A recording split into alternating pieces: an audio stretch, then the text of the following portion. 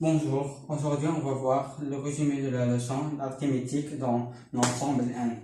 On va commencer par définir un nombre, d'abord avant de définir un ensemble N, c'est-à-dire ensemble N, c'est ça. C'est 0, 1, 2, 3, 4, 5, 6, 7, 8, 10, 11, etc. On va voir maintenant c'est quoi l'ensemble. Il se divise l'ensemble N. Il se divise à deux parties. Nombre. Première partie. Nombre pair. Et deuxième partie. Nombre impair.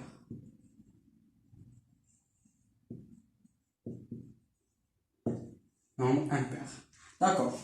C'est quoi les nombres impairs? Nombre impair, c'est-à-dire si on va prendre cette petite définition qui est facile à retenir, c'est-à-dire si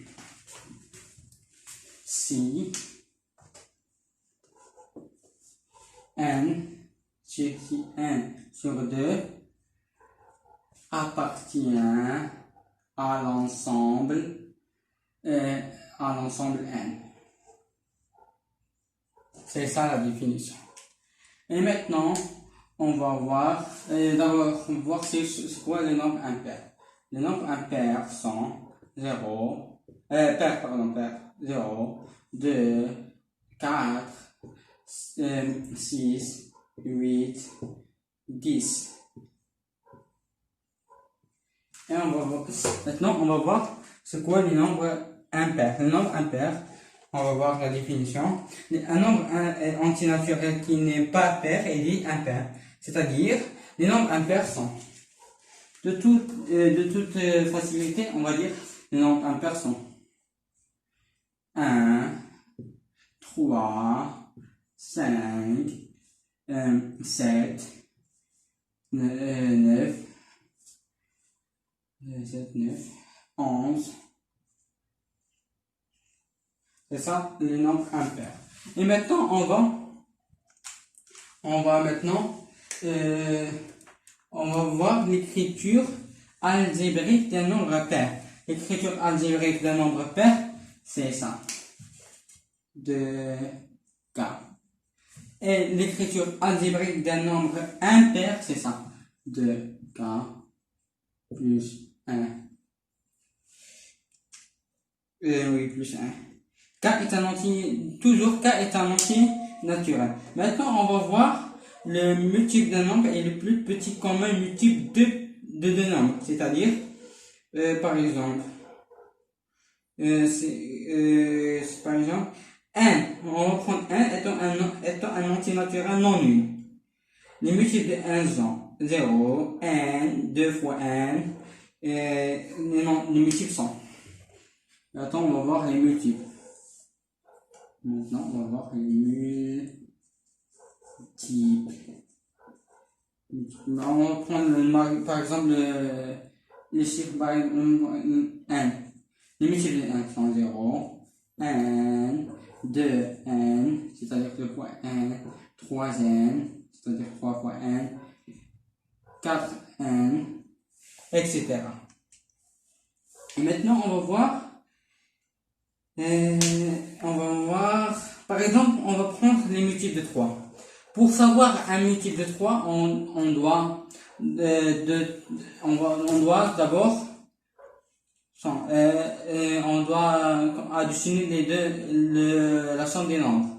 S'il nous donne un multiple de 3, donc le nombre est un multiple de 3. Pour savoir les multiples de 5. 5 c'est facile. Il se termine par 0 ou 5, etc. Maintenant, on va voir c'est quoi un diviseur d'un nombre. Un diviseur d'un nombre. soit A et B, d'accord, on va voir cette définition tout ensemble. Maintenant, pardon, s'il vous plaît, je passe seulement le tableau pour continuer.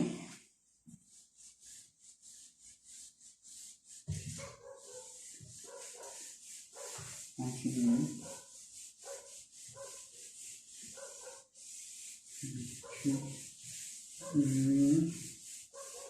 On continue. Maintenant, on va voir c'est quoi un diviseur. On va voir la définition d'un diviseur et on va discuter soit A et B, soit A et B.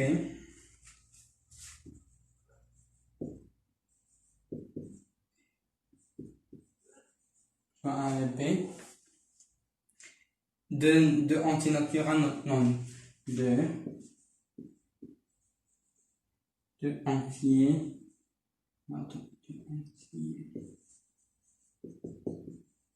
Non. Naturel. Non. Nul. On dit que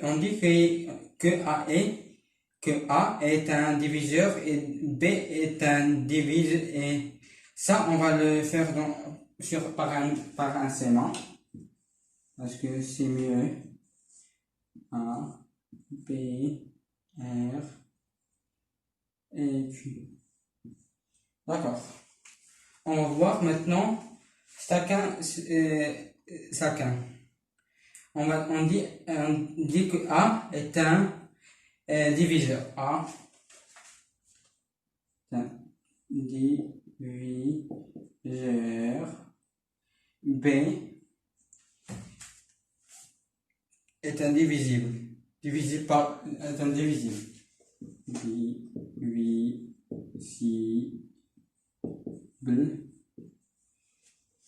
Il reste. Voilà, c'est le quotient.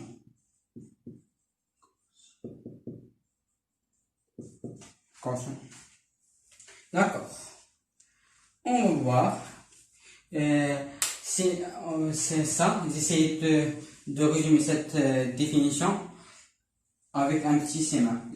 Ce schéma, il va aider beaucoup à capter c'est quoi un diviseur. Essayez de bien capter cette définition parce qu'il va vous aider bien. Très bien.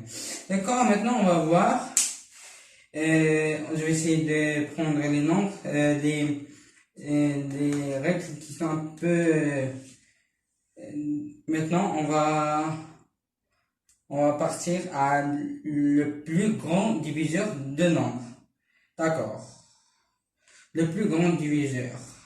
Le plus grand parmi les diviseurs communs de deux nombres entiers naturels A et B s'appelle le plus grand commun diviseur, où on le note B, Z, C, D. On le note B, vous voyez ça, oui.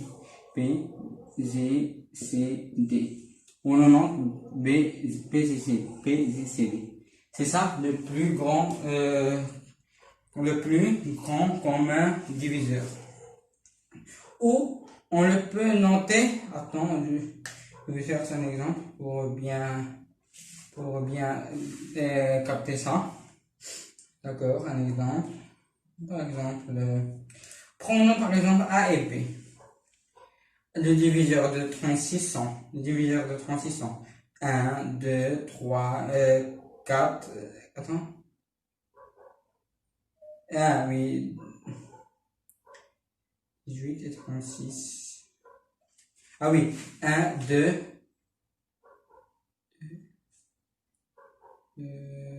Attends, s'il vous plaît, une minute. S'il vous plaît, une petite minute, s'il vous plaît. 1, 2, oui, 1, 2, 3, 4, 9, 12 et 18 et 36. Maintenant, on va voir les diviseurs de 24. Ce sont 1, 2, 3, 4, 6, 8, 12 et 24. Mais on va prendre le plus grand diviseur commun. C'est 12. Donc, le plus grand diviseur commun de PCCD est égal à PCCD. Vous voyez, est égal à 12. Donc, PCCD est égal à 12. Maintenant, le diviseur commun de 36 et 24 sont, sont 1, 2, 3, 4 et 12. Mais le plus grand, c'est 12. Donc, PCCD de 36 et 24 est égal à 12. Maintenant, c'est bon. C'est le résumé de la première moitié de la leçon. Je vais essayer de faire l'autre moitié, l'autre résumé de la moitié de la leçon, la moitié de la leçon. Et je vous souhaite bon courage et essayez de bien capter ce schéma-là que je vais vous donner, parce que il va vous aider très bien, et il va vous bien aider. Et au revoir à la deuxième partie, deuxième partie, Inch'Allah. Donc, au revoir à notre vidéo.